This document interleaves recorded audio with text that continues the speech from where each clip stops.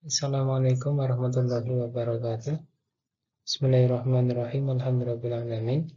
Pada kesempatan hari ini kita dapat berkumpul kembali, dan untuk kali ini saya akan membedah kisi-kisi pretest yang nanti akan diujikan di ujian pretest pada tahun ini.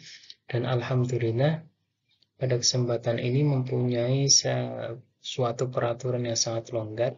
Jadi siapa saja yang aktif dalam akun siaga, maka dia akan bisa mengikuti pretest pada tahun ini. Nah, dan kemudian dari pihak penyelenggara pun sudah menyediakan beberapa bedah kisi-kisi yang mungkin bisa menjadi bahan tolak ukur kita untuk mempelajarinya. Nah, seperti yang nanti saya akan sampaikan, bahwasanya di sini akan mencangkup materi pembahasan yang berlandasan dengan kisi-kisi pretest, dan materi ini saya sesuaikan dengan kisi-kisi ini. Dan langsung saja, untuk yang pertama, memang kisi-kisi ini akan disajikan narasi tentang tanah di suatu daerah yang disewakan, dan kepada perusahaan mahasiswa dapat menentukan konsep zakat tanah yang disewakan. Dalam konsep zakat tanah ini sebetulnya yang disewakan adalah zakat hasil dari tanah sewa. Dan zakat hasil tanah yang disewakan itu dapat diartikan sebagai hasil, ya. Nah, jadi bukan tanahnya untuk disakatkan. Seperti nanti ketika ditanami korma, di gandum, terus kemudian kacang-kacangan dan sebagainya, nanti hasil panen tersebut akan disakatkan. Dan yang wajib mengeluarkan zakat ini ada dua pendapat. Dua pendapat yang memang sebenarnya banyak, tapi dirangkum ada dua pendapat. Yang pertama yaitu menurut kalangan ulama, Imam Malik, Syafi'i, itu memang memberikan salah satu kewajiban dalam hal ini, dalam mengeluarkan hasil zakat tanah yang disewakan. Nah, ini menurut ulama ini wajib bagi yang menyewa tanah tersebut. Akan tetapi pada Imam Abu Hanifah ini justru adalah pemilik sawah yang wajib mengeluarkan zakat. Ini adalah tentang materi yang ke-1 tentang zakat hasil tanah. Dan yang kedua, terus kemudian konsep zakat profesi. Zakat profesi memang pada kalangan ulama salaf ini memang sangat jarang, karena ini ikhtilafnya sangat banyak. Dan yang mengeluarkan zakat profesi ini merupakan ya ulama kontemporer sekarang, yaitu Yusuf Al-Qaradawi pada fikih az-zakah. Dan model memperolehan zakat profesi ini mirip disamakan dengan, ada yang menyamakan dengan hasil panen. Nah, terus kemudian ada yang menyamakan dengan model dengan nisabnya emas. Dan ketika kita itu mengulas kontemporer ini dan model ini, bahwasanya zakat profesi ini akan dinisabkan dengan gabah seperti 653 kg, andai kata memang dalam satu tahun, satu haul, ini sudah mencapai satu nisab ini, maka orang tersebut akan wajib mengeluarkan zakat profesi. Andai kata mengikuti ulama kontemporer ini, ya, karena zakat profesi ini memang ikhtilafiyah. Dan terus kemudian ketika kita itu mengeluarkan berapa sih kadarnya, maka zakat yang wajib dikeluarkan itu 2,5%. Dan bagaimana cara perhitungannya? Dan ada pula yang menisabkan dengan emas 85 gram.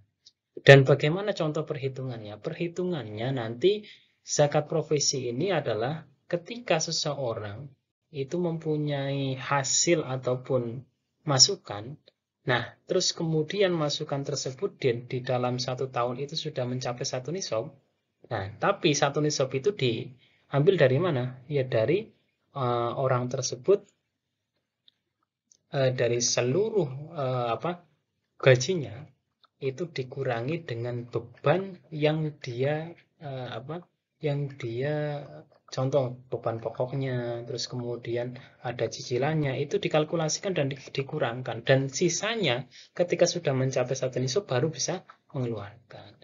Dan ketika biasanya sebetulnya inilah yang menjadi khilafiyah saya, bahwasanya satu nisab ini ada persyaratan, ada satu haul, tapi khilafiyahnya ini biasanya dilakukan secara per bulan. Nah, ini ya tapi tidak apa-apa ya, karena kita itu ya juga harus mempelajari fikih kontemporer yang sekarang, walaupun kita tidak melaksanakan. Ini salah satu contoh perumusan perhitungannya yang dilakukan secara setiap bulan. Nah, zakat profesi ini, nah ini diakumulasi dalam 1 tahun. Caranya ya seperti ini. Ketika yang di atas merupakan perhitungan secara per bulan, dan yang di bawah itu merupakan perhitungan secara 1 tahun. Nah, kita lanjutkan. Selanjutnya pada yang ketiga, yaitu konsep zakat produktif. Ya, dalam kisi-kisi ini, dalam kita menggambarkan pendistribusian ataupun pengolahan zakat biasanya itu diberikan oleh ngamil ya, ataupun orang yang mengolah, ataupun orang yang diberi mandat oleh umul amri untuk mengolah zakat. Nah, dalam konteks ini, dalam pendistribusiannya, ini ada inovatif yang memang baru ya. Biasanya memang diberikan langsung dikonsumsi. Nah, makanya ada penggolongan dua. Sebetulnya ada 4, tapi digolongkan menjadi 2, yaitu zakat konsumtif dan zakat produktif. Konsumtif yang bagaimana? Zakat konsumtif itu adalah merupakan zakat yang disalurkan berupa sesuatu yang dikonsumsi ataupun dimakan ya gitu, seperti zakat fitrah, hasil panen. Nah, sedangkan ketika zakat produktif ini pemberian zakatnya itu berupa pengembangan, seperti mungkin diberikan barang untuk berusaha, diberikan modal. Ini merupakan konsep zakat produktif. Nah, dalam zakat ini ya, penyaluran zakat memang kita itu ya ada konsumtif, ada produktif, dan dalam konsumtif dan produktif juga dibagi ada yang namanya konsumtif tradisional dan kreatif. Dan yang kedua ada produktif tradisional dan produktif kreatif. Bagaimana ini membedakan? Tapi karena kita itu di sini adalah yang dititik tekankan adalah tradisional produktif, ya kita yang konsumtif saya jelaskan secara singkat saja ya. Singkat ceritanya bahwasanya konsumtif tradisional ya seperti contoh ya penggunaan secara langsung lah, seperti zakat fitrah. Jadi diberikan ya untuk dikonsumsi seketika. Nah, terus kemudian kreatif itu ya diberikan setelah konsumsi tapi tidak langsung digunakan ataupun langsung dimanfaatkan, seperti beasiswa ataupun salah satu pemberian sembako. Ya, sembako termasuk yang tradisional ya. Nah, seperti beasiswa ini kan pemberian secara ya dikonsumsi tapi tidak secara langsung. Nah, sedangkan yang namanya penyaluran zakat secara produktif dan produktif tradisional ini pemberian yang bersifat barang seperti mungkin dari orangnya itu memang memberikan sapi untuk diternak. Ini adalah pemberian secara produk yang tradisional. Terus secara kreatif ini pemberian seperti apa? Ya, bersifat modal.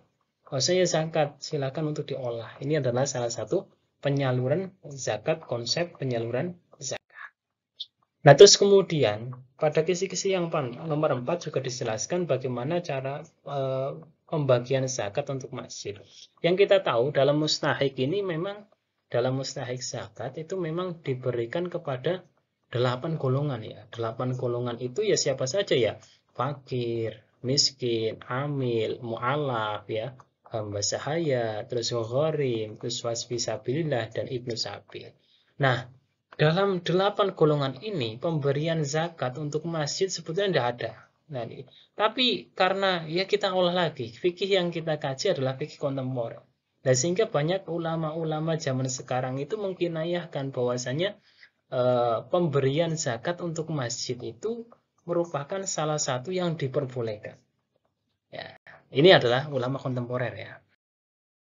Nah, konsep pemberian zakat untuk masjid ini, zakat untuk pembangunan masjid ini adalah dalam konteks sebetulnya tidak ada di dalam 8 golongan. Cuma ada ulama yaitu M. Salut menyalurkan zakat ini disamakan dengan sabilillah. Kenapa? Karena yang dianalogikan bahwasanya masjid itu mempunyai kemaslahatan umum bagi umat yang bisa kembali kepada umat. Dan ini. Nah, sehingga dalam kita itu berpikir sebetulnya masjid itu bukan salah satu 8 golongan. Ya, memang ini adalah menurut pendapat Muhammad Salut. Walaupun saya itu masih bertentangan gitu ya. Jadi saya tetap berpegang teguh pada Al-Quran, ya, bahwasanya orang mustahik zakat itu ya ada 8 golongan saja. Ya, tapi tidak apa-apa. Jadi analoginya bahwasanya masjid itu pemberiannya itu dikinayahkan dengan sabilillah. Ya, memang berjuang. Sabilillah orang yang berjuang. Terus kemudian mengurusi kemaslahatan. Ya. Terus kemudian untuk yang kelima, ini akan disajikan deskripsi konseptual tentang nikah dalam Islam menurut pandangan para ulama fikih. Mahasiswa dapat menyimpulkan nikah dalam Islam. Nah, ini menyimpulkan nikah dalam Islam itu kita itu menyimpulkan sah tidaknya suatu nikah. Saya berangan-angan semacam itu karena nanti akan disajikan tentang konseptual tentang nikah dalam Islam menurut pandangan ulama fikih. Lah kita itu sebetulnya nikah yang bagaimana sih menurut Islam yang sah? Ya pokoknya setiap nikah yang memenuhi syarat dan ketentuan rukun nikah. Ya seperti ada wali nikah, ada kedua orang saksi laki-laki, ijab kabul, terus kemudian keikhlasan wanita yang mau dinikah, terus kemudian ijab kabul juga diucapkan oleh laki-laki yang dewasa. Ini sudah termasuk keabsahan suatu nikah. Dan nikah dalam Islam ini mempunyai hukum yang berbeda-beda. Salah satunya hukum nikah yaitu adalah wajib. Hukum nikah wajib itu ditekankan bagi siapa? Bagi setiap seseorang yang mempunyai syahwat yang menggebu-gebu dan ketika tidak dilampiaskan akan menimbulkan bahaya, bisa terjerumus ke dalam perzinahan. Ini adalah hukumnya wajib bagi orang yang memang di situ mempunyai semacam ini. Dan yang kedua ada hukum sunnah. Hukum sunnah itu gimana? Ya mempunyai hasad tapi dia itu masih bisa menjaga. Ketika tidak dilampiaskan pun dia itu bisa menjaga, tidak terjerumus dalam suatu perzinahan. Dan ketika haram itu ketika apa? Ketika memang si orang yang menikah ini bertujuan ingin meninggalkan istrinya, dan bahkan dia itu bertujuan ingin menyengsarakan istrinya, untuk menyakiti istrinya dengan tidak memberikan hak-haknya. Ini adalah hukumnya haram. Dan kemudian makruh ketika orang yang punya keinginan tapi dia itu belum mampu menafkahi sesuatu yang mau dinikahi, maka hukumnya itu akan makruh.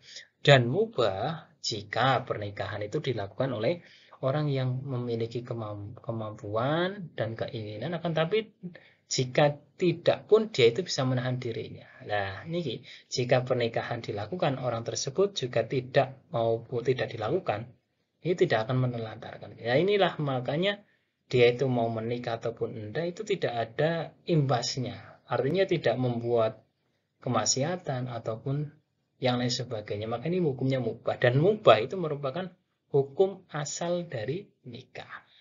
Kenapa ada beberapa wajib sunnah haram? Memang karena ada kondisi yang berbeda-beda terhadap orang. Nah terus kemudian monogami dalam Islam. Mono itu satu ya. Jadi menikah satu istri. Sebetulnya perkawinan yang ideal, afdol, dan asli menurut perintah agama dan umum adalah pernikahan tunggal alias monogam. Kenapa pernikahan ini lebih ideal? Nah, secara logika, orang mempunyai dua, maka harus adil. Nah, tapi kalau ketika satu, ya satu ya sudah adil pastinya. Nah, sehingga karena pada dasarnya bersikap adil dan menjauhi kemadharatan bagi keluarga adalah lebih utama untuk menjaga ketakwaan. Nah, sehingga monogami itu merupakan salah satu yang paling ideal di dalam pernikahan. Nah, muncul ketika monogami, ini ada poligami. Dan keluar pada kisi-kisi yang dicantumkan pada nomor 7. Poligami itu adalah menikah lebih dari satu ya. Tapi ini cuma hanya diperuntukkan bagi laki-laki. Kenapa laki-laki diperuntukkan? Karena akan mudah ketika laki-laki kok mempunyai keturunan, maka ya keturunan dari situ. Tapi karena sumber spermanya itu dari laki-laki. Tapi kalau perempuan menikah lebih dari satu laki-laki, maka akan membingungkan. Ini nasabnya anaknya itu dari siapa? Nah ini. Nah terus dalam Islam, karena poligami konsep ini sangat ruwet sebetulnya, Islam itu telah membuat ketentuan yang sangat tegas tentang dilaksanakannya hukum poligami.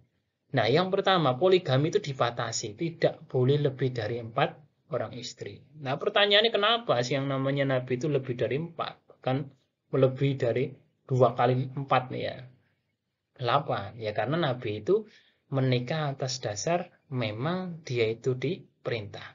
Tapi manusia yang bukan Nabi, tingkatannya tidak mungkin akan bisa seperti Nabi. Nah, makanya 4 orang istri adalah maksimal batasan orang berpoligami. Itu ditegaskan oleh Islam. Kedua, tidak boleh ada kezaliman terhadap salah seorang dari istri-istrinya. Artinya, di mana ya orang yang berpoligami dia itu harus melayani kedua istri-istrinya ataupun lebih dari satu secara adil.